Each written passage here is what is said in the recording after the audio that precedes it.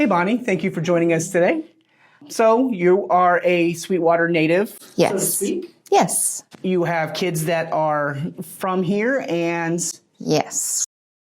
Sweetwater's our home, and I moved here when I was 8 years old. My father worked for the highway department, or TxDOT as it's known now.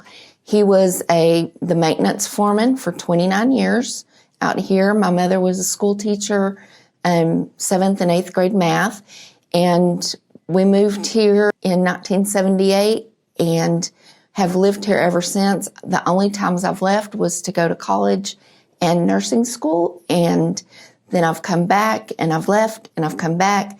I always come back because it's just my home and it's where I feel comfortable. So what brought you into nursing? What brought me into nursing is I wish I could say I had an epiphany and just felt the call, but when I went to college, I had planned to go into medicine, and I was a pre-med major, and the summer after my freshman year, I fell in love with this guy, and my parents had always said, if you get married before you get out of college, we don't pay for any more college.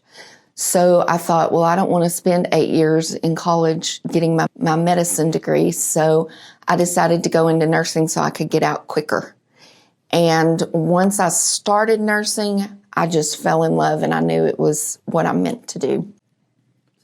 So that's what love's got to do with it. That's what love's got to do with it. And me and the guy broke up 6 months later. Go figure. And yet here you are still. He was not the one for me. But nursing was. But nursing was, and it has been. All right. So tell us what you do here at the hospital. Here at the hospital, now I am the director of ICU, the intensive care unit. We have a 6-bed unit that can handle anything from diabetic ketoacidosis or congestive heart failure. Post-op, we have ventilators. We can do ventilator management with the help of respiratory therapy, of course. We see some minor traumas that don't need to be shipped off to another facility. And we also can just take care of anything that's a little bit higher acuity than what a regular med-surg unit could take care of. No, I'm going to ask you probably the hardest question that you're going to have to answer today. That's okay. Tell me your path to getting from when you started to where you're at right now at RPMH. Okay. It's kind of a long road, but if you'll notice, RPMH is at the center of everything that I've done. When I decided to go into nursing, my father, in all his wisdom, said that I could not go to nursing school unless I worked in the hospital first, because he didn't want me to spend all that money going to nursing school and then hate it. So since he was over the TxDOT, he had a lot to do with Donna Boatright. And so he talked to her, and I went and talked to her, and I was hired as a nurse aide here and worked my summers off from college here as a nurse aide. And the fact that I loved what I was doing as a nurse aide helped me realize that I was doing the right thing. And so then I moved to Lubbock to go to nursing school, and I worked on the dialysis and kidney transplant unit there at Covenant. It was Methodist at the time, but at Covenant. Then moved back here because I could not stand living in Lubbock. It was too big, too many people, and I could go a whole week without seeing somebody I knew, and that just wasn't how I was brought up, and it gave me hives. So my husband and my son and I moved back here. I worked in the ICU on nights for a year and a half, and then moved to Anson and was the director of nurses at one of the nursing homes there, and realized that was not my calling. And so I came back to Rolling Plains in 1998 and worked 6 months as the charge nurse on med-surg, and then transferred to the OR. I worked 10 years in the OR. No, 8 years in the OR, and then another 10 years as the OR director. So 18 years total. Then I got tired of the OR, so I went and worked in the emergency room for a while. I also, in the whole OR span, I went and taught out at TSTC for a year and a half in the LVN program, and then came back to the OR. Once I finished once I went to the ER, loved working the ER, was there for about 9 months, and then there was an opening in the ICU. So I went to the ICU and worked for 3 years. Then I got, you would say, the call that changed my life, because that's when I got a call from the CEO of Kenya Relief, and he was asking me to move to Kenya full-time and be a clinical missionary over there.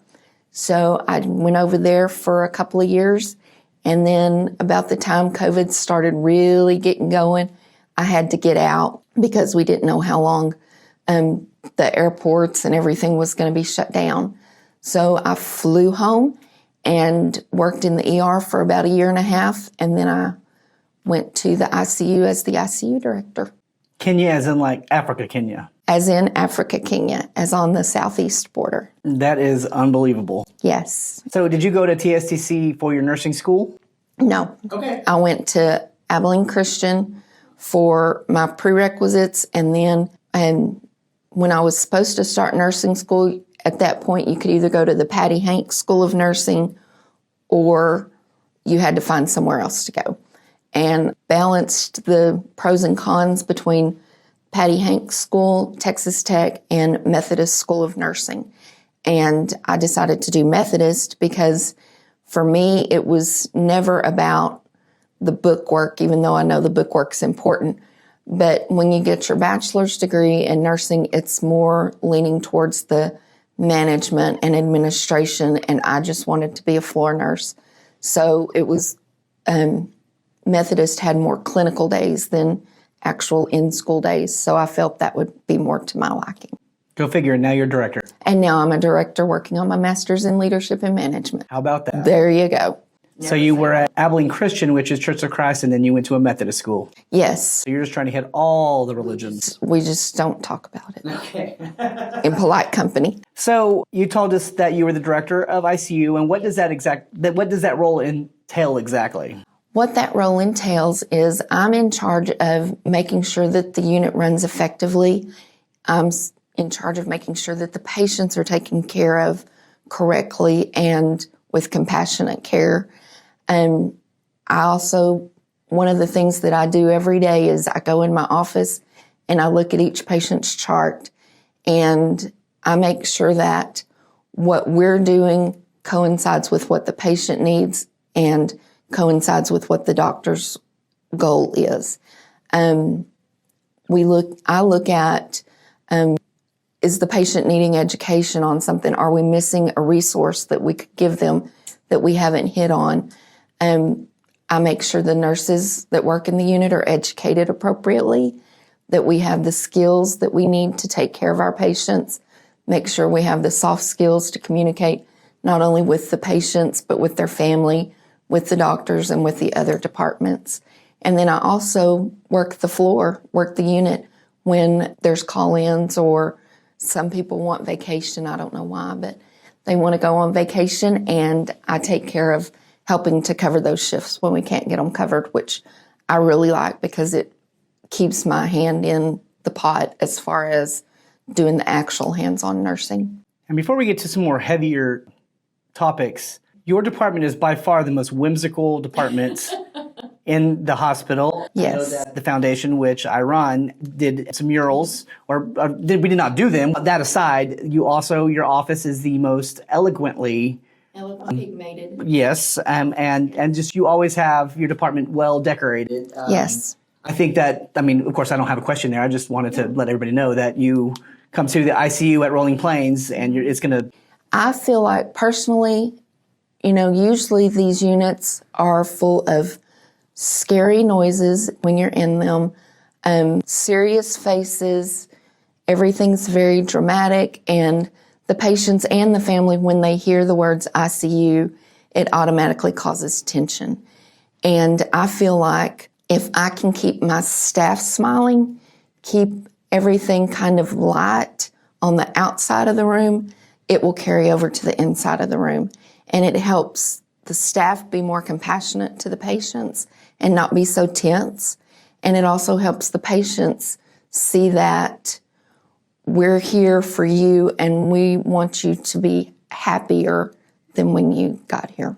Well, I just appreciate that you've taken the insight that's not necessarily we're going to buy you, candy to make you happy, but you're looking at it a little more global. Yes, and I love that. And I've gotten many compliments from different departments when they come in and they're like, your department's so pretty. Well, thank you. And I've also noticed that it's kind of spread because, Respiratory's door now has something on it for each season. EVS does. All the different departments are starting to kind of pick up on it a little bit and make it not such a sterile, serious environment. Right, and that's absolutely great. And I love it. Yes. I love it. So what does it mean to serve in the community that you grew up in and that you have family that are growing up in? It means so much to me because I've been here long enough and my family has been here. My parents have been here. When patients come in, you want to see somebody you know, and you want to know where they come from, and you want to know that they're going to take care of you. And the majority of the patients that come in, even from Fisher County or Scurry County, any other place, I can go in and say, my dad's Leon Donham, and their faces light up. Oh, it's so good to have you here. I feel better with you here. And that's what is important to me, making the patients feel safe. And like I said, one of the greatest things that has ever happened to me is having a patient that had to have surgery on a weekend, and she specifically asked for me to be called in, even though I wasn't on call. And that made me feel so good that she had that much trust in me. And that's what's important when you have patients. You want them to trust you. And in larger facilities from big towns, you don't see hardly anybody you know. And you develop relationships with patients that you may not have ever known them, but then they come in, they know you, and the next time they come in, they're asking for you or they're glad to see you, and it makes them feel more comfortable, which also helps with their healing process. Well, we have the also added benefit that you're going to see them at Walmart at some point. At some point, you're going to see them in Walmart, and you can say, I saw you without your clothes on. Maybe we don't always say it quite like that. We know who we can say it to and who we can't. You also have the extra added benefit to get to work with your daughter. Yes, I do. My daughter is an LV. She went to LVN school 2 or 3 years ago, and when she got out of school, she went to work in the OR, which is, that's what she grew up on, because that's where I worked. And I'd come home telling stories of what we had seen, what we had done, and now she's actually getting to see them and live some of the things that I was talking about. And she's going back to RN school, hopefully graduating in 5 months. And she will call me nearly every night and say, okay, Mom, we've got this. How are we going to what do we do for this? And so she's learning how to critical think through things that I've been telling her. And that makes me feel good. If I failed her as a mom, that's okay, because I'm not failing her as a mentor. And that's what I'm feeling like now. And it makes me so proud when people tell me, I saw your daughter today. And I'm like, yay. It's just impossible that she's working here because she's still 10. Yeah, she should still be at least 10, if not less. She was one of the first, I say baby girls, because she was a baby girl whenever I met her here, yes. Whenever she was a youth at 4th and Elm, whenever yes. Me and my wife got married, and I was hanging out with her youth pastor when she was, I don't even know that she was in youth yet, and now she is a coworker. Older brothers in the youth program, yeah. It's unbelievable. And now she's... And when I started here, in almost every department I started in, I was the youngster. And now I'm not. And they're coming in younger and younger, and I'm like, I don't know how I feel about it. In my mind, I'm still the young kid. All right, now we have to get into the heavier subjects. I know. It's okay. And we're talking about COVID. So a lot of people remember COVID in different ways. So can you tell us how you remember COVID and that time that was COVID? When COVID first started, coronavirus, I was living in Kenya, And all I kept telling everybody was, y'all, it's just the flu. Quit blowing it out of proportion. There was the great toilet paper shortage. Mm-hmm. And when we were in Kenya, we were at one of the grocery stores and there was a whole wall of toilet paper. And so me and my friend took pictures and we're sending it to people going, we got toilet paper. And I didn't comprehend how serious it was. And then they started shutting down basketball games and, all the big stuff. And I was like, why are these people overreacting? It's the flu. It's just a variant of the flu. Wash your hands. Wash your hands. What's the problem? And then we started having trouble. The teams that were coming over, the surgical teams, couldn't get supplies. And I'm like, why do you not have supplies? Why can't you get surgical gowns? Why can't you get... They said, there's just none to be found because of COVID. Everybody's stocking up. And it's like, this is getting out of hand. And that was my mindset. Then I was supposed to come home at the end of March 2020. And my flight was scheduled for a Thursday morning. And Monday night, I got home and one of my coworkers called me and she said, we just heard they're shutting down the airport on Wednesday. And I just flipped out because I didn't know how I was going to get home.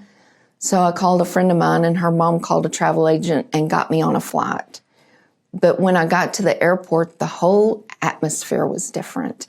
It was very exact and you move, very specific places. You don't roam around. If you roam around, you need to have a mask. And I was like, this is the craziest thing I've ever heard.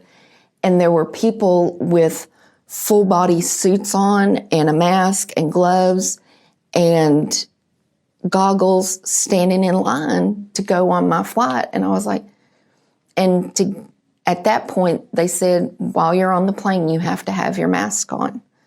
So luckily I had a window seat and I sat like this for most of my flight because it was just smothering me. But every airport that we stopped at, there were fewer and fewer people. And so in my mind, I started thinking, there's something going on here. And when I came back, of course, I had to be COVID tested and wait my 2 days or whatever. And then I started back in the ER and we started seeing people coming in. And they didn't look that sick, but they had COVID. So we isolate them off. We took turns going out and swabbing people. And there were always a list of about 20 people coming through, going to get swabbed that day. And I think that's when it clicked really that this is something really big. And then when you see one person in one family come in and, they've got the runny nose, the drippy eyes, the cough, and this another person, a spouse, and they have nothing. And it's like, why does one get it and one doesn't? And it was baffling me why some people would get it, some people wouldn't. Some with other comorbidities might get it and not be as sick. And then you have a perfectly healthy person get it and they end up dying. It made no sense. And so in my mind, that was more serious than anything that they were saying out in the public. Then when I moved to the ICU, I believe it was in 2021 when I moved to the ICU, we had every bed full almost constantly. And I was filling in for the supervisor some days when we didn't have a house supervisor. And I literally would spend hours on the phone trying to find places to get these people to. And there were no beds in the state of Texas. And we were doing everything we knew to do, that we had the capacity to do, and it wasn't enough. And it just would melt me every day because I would go home thinking, what could I have done different? And there was one day that I was on the phone for 2.5 hours trying to find a hospital to send a very, very sick lady to. And I called every hospital in Texas. I called Arkansas, Louisiana, Oklahoma, New Mexico, and Colorado. And when I had gone as far as Colorado and could find nothing, I said, we're just going to have to keep her. Well, she was on every waiting list, but every big facility had huge waiting lists. And another one of the things that struck me during COVID was that we are a small rural hospital. And people were calling us because we were the higher level of care. We were the highest level of care that they could possibly get somebody to. And that in itself blew my mind because we didn't have ECMO to keep their heart going. We didn't have the CRRT for the continuous dialysis. We didn't have some of the treatments that the bigger facilities did, but we were the higher level of care. And that just, to me, said, this is bigger than anything we could ever imagine. And so, that's one of the main things I'll remember is every bed being full, every patient in there was either on BiPAP or a ventilator. And once they got to the ventilator stage, you knew it was not going to get better. You still had to go in with the confidence, talking to the patient, talking to the family on the phone because families weren't allowed. But you still had to have that confidence. But in the back of your mind, you knew that this was as good as it was going to get. And I had a friend that was going on Facebook mocking COVID. And you saw a lot of that during that period going, it's not that bad, people. It's not that bad. And I finally called him and I said, until you walk in this hospital, until you watch somebody literally smother to death, you have no right to post anything on Facebook or anywhere. And nothing else got posted from him because I was like, it is not a joke. It is not something to be laughed about because we're fighting as hard as we can and not making progress, and we don't know why. And, there was one day that was the worst day in my mind, in RPMH history. We had 5 deaths. 3 of them were codes. 3 of them were in the ICU. 2 of them were on med-surg. 5 in one day. That is unheard of. We might have 1 a week or 1 a month, and 5 in one day. And they weren't old. They were 30s, 40s, moms with newborns. And we couldn't seem to get any ground. We couldn't get our footing. And the FEMA nurses that came in, they were amazing. And they had been in other larger facilities. And so they were bringing their knowledge to us, telling us, well, why don't we try this? Why don't we try this? And so we were getting a little bit of help from the FEMA nurses and their knowledge. But as far as the technical help, we were on an island. So, to me, just the thought of it is making me feel, and the thought of ever having to do that again, where we're getting patients from Oklahoma and Louisiana, because, like I said, we're the higher level of care. I don't want to have to live through that again. I will. I will we have to do, right. do what I have to do, but I don't want to have to. You don't want to look at the family and say, we're doing the best we can, but it's not all that could be done. Right. But it's all we can do. Right. Well, now let's talk about some of the successes that came out of COVID. What made you proud of our hospital through that time? I was extremely proud of the way our hospital, I know people have said this and it's weird, but the way we came together. Absolutely. There was no, that's not my job. If there was a spill, you clean it up. Right. Because half of housekeeping's out with COVID. Right. You do what you have to do. And we were drawing our own lab because lab wasn't allowed to come in, go to ER. We were, masking up and masking our patients and doing patient teaching and having to communicate through windows with families. We were figuring out how to get these families where they could talk to their loved one that was in ICU or on the med-surg unit. We were, investing in iPads like crazy. And it was just not one area that was affected. It was the whole entire hospital. And so everybody was chipping in and doing things that wasn't necessarily in their job description.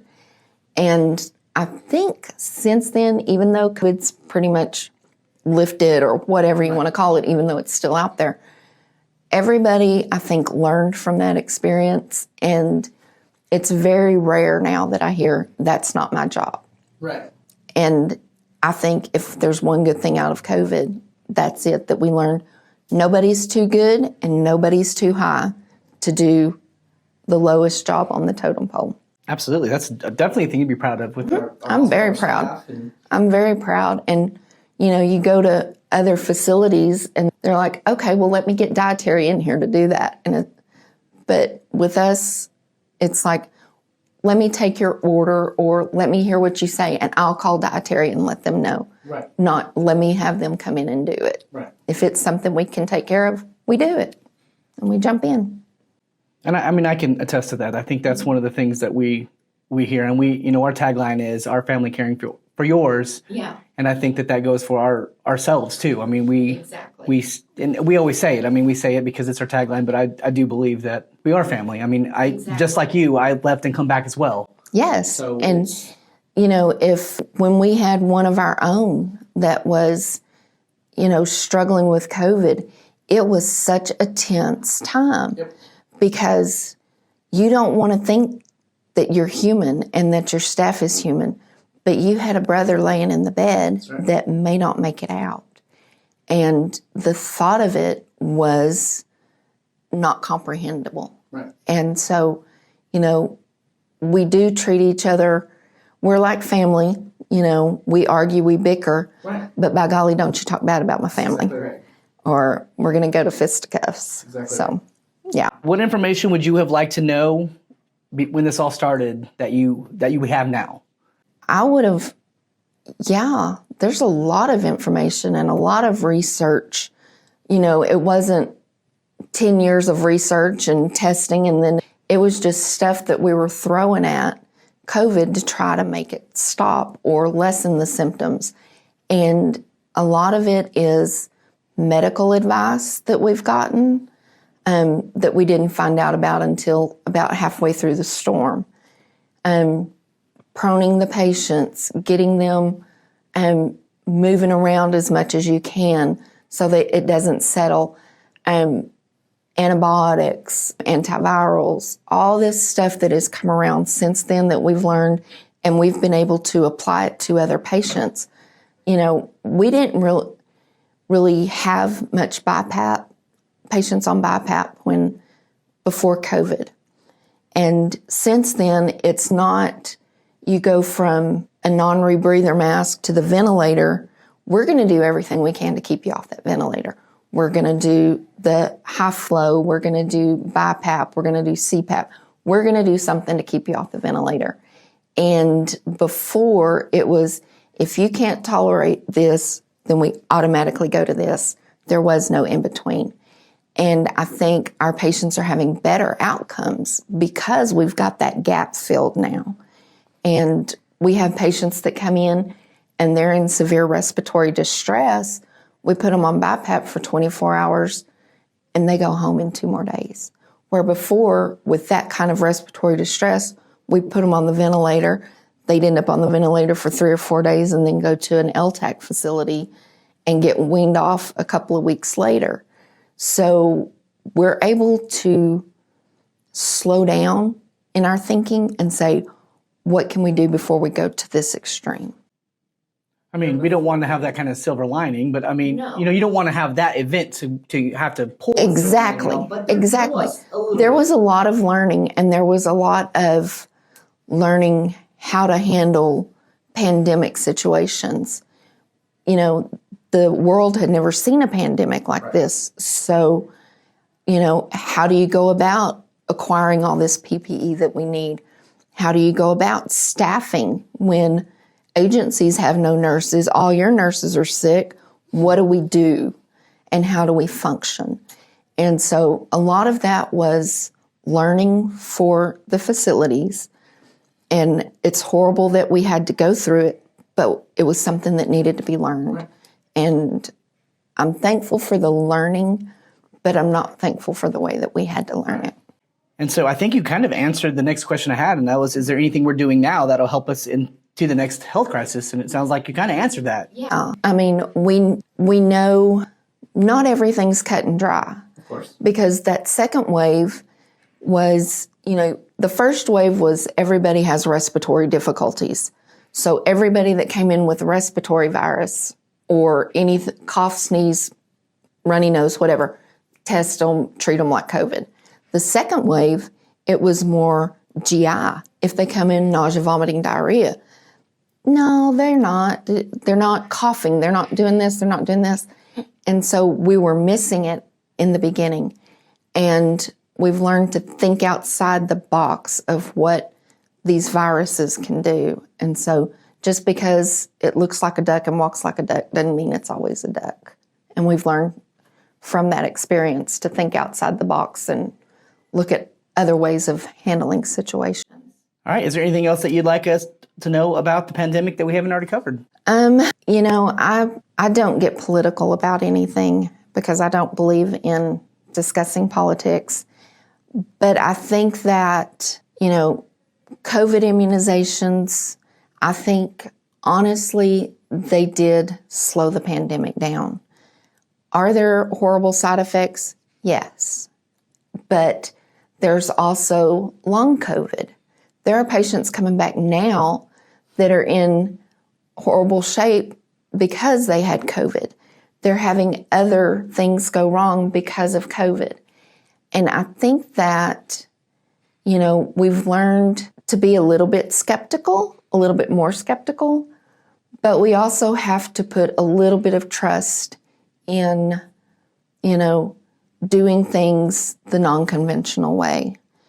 And it may not, in the long run, prove to be a smart choice, but at the time, it's what needs to be done. Right. And I think that's one of the biggest lessons we learned from COVID was you may not want to have to get a vaccination, but if it's going to keep you from getting it or keep you from transmitting it to somebody else, I can't see why you wouldn't. And I don't know. That's just my feelings on it. And, like I said, we may end up 10 years from now finding out that it's going to give us toenail fungus or something. But at the time, it's what needed to happen. And so that's my big learning experience, one of my learning experiences from COVID. One of the many. One of the many, yes. Thank you, Bonnie. I appreciate you coming in. You're welcome. Anytime.